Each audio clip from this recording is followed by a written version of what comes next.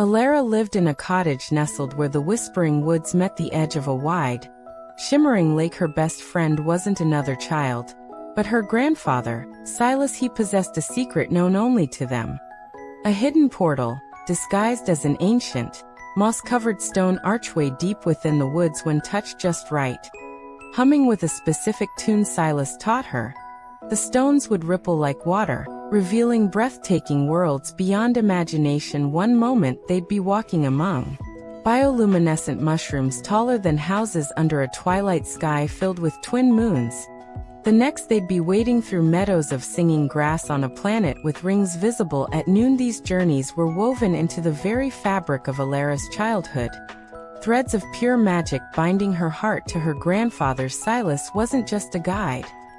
He was the portal's keeper, its magic seeming to flow through his veins as much as blood. His stories about finding it as a young man, lost and afraid, filled Elara with awe. He taught her the delicate balance of stepping between worlds, the importance of leaving no trace, and the profound respect required for such a gift. Elara learned to identify constellations unknown on Earth, the taste of alien fruits like liquid sunshine, and the comforting scent of winds carrying dust from forgotten stars. She felt like the universe was her backyard, and Silas held the gate open, his warm hand always ready to grasp hers before stepping through the shimmering veil. Every adventure deepened their bond, a silent language of shared wonder passing between them. The seasons turned, and a quiet shadow began to lengthen over Silas. His steps, once so sure on alien sands and mossy paths, grew slower. The vibrant spark in his eyes, reflecting nebulae and alien sunsets, dimmed slightly. He spent more time sitting by the hearth, wrapped in a blanket, his gaze distant. Elara felt a cold knot of fear tighten in her stomach. She knew, without him saying it, that their journeys were becoming precious and finite. He spoke less of new worlds and more of memories, his voice softer, tinged with a bittersweet nostalgia. The portal remained, but the energy to reach it, to activate its magic, seemed to be draining from him like sand through an hourglass. One crisp autumn afternoon, when the air smelled of wood smoke and decaying leaves, Silas surprised Elara. He suggested one more journey, his voice thin but determined. His hand trembled slightly as they walked the familiar path, leaning on her more than ever before they reached the archway.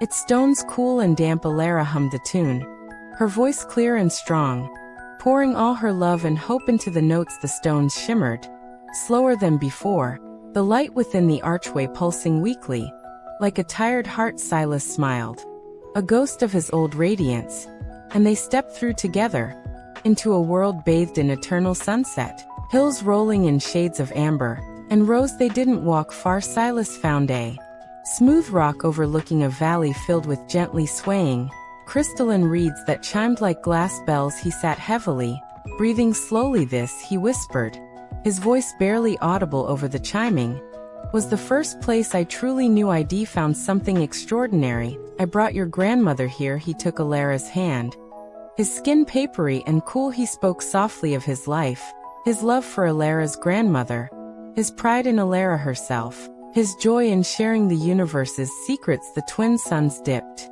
lower, painting the sky in fiery streaks. Remember the song, little star, he murmured, his eyes closing. Remember the wonder. And then he was gone, as peacefully as a sigh carried away on the chiming wind. Elara clung to his hand, the warmth fading rapidly in the alien twilight. Sobs racked her body, echoing strangely in the vast, beautiful emptiness. Grief, raw and overwhelming, crashed over her when she finally gathered the strength to stand.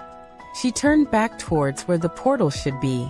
Panic seized her. The shimmering doorway was flickering erratically, unstable like a dying candle flame. She ran, stumbling over the rose-colored rocks, humming the tune desperately, but the light sputtered, faded to a dull glow, and then vanished completely. The ancient stone stood silent and inert, just cold, ordinary rock. The portal, tied intrinsically to Silas, its keeper, had closed forever. The moment his spirit departed, Elara was alone, stranded in breathtaking beauty, her heart shattered. The doorway home sealed too soon. She collapsed against the cold stone arch, the chiming reeds now a haunting, Lonely melody weeks bled into months. Back in the cottage by the lake, the woods felt different, darker, emptier. The world seemed smaller, grayer, devoid of the colors she de known beyond the portal. Elara moved through her days like a ghost, the ache of Silas' absence a constant heavy weight. She avoided the path to the archway, the memory of its final, silent rejection too painful. She felt untethered, the magic that had defined her life extinguished, leaving only ashes of grief. The vibrant girl who chased alien butterflies seemed lost, buried under layers of sorrow. Even the familiar constellations in the night sky felt like cruel reminders of journeys she could never take again.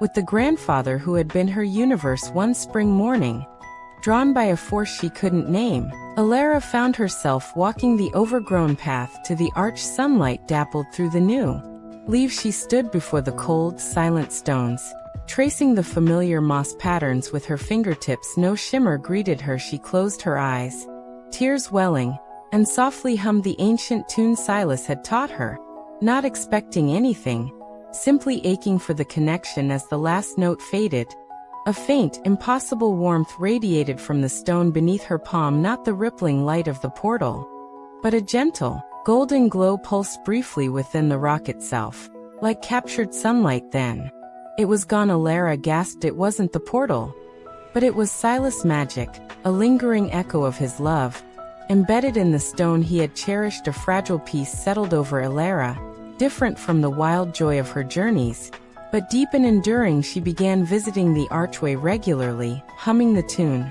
feeling the answering warmth flicker within the stone like a heartbeat. She started sketching the fantastical creatures she remembered, writing down Silas' stories, sharing the wonder he had gifted her. Even if the doorways were closed, she realized the portal hadn't truly vanished. It lived on within her memory, her stories, the spark of curiosity. Silas had ignited the doorway closed too soon.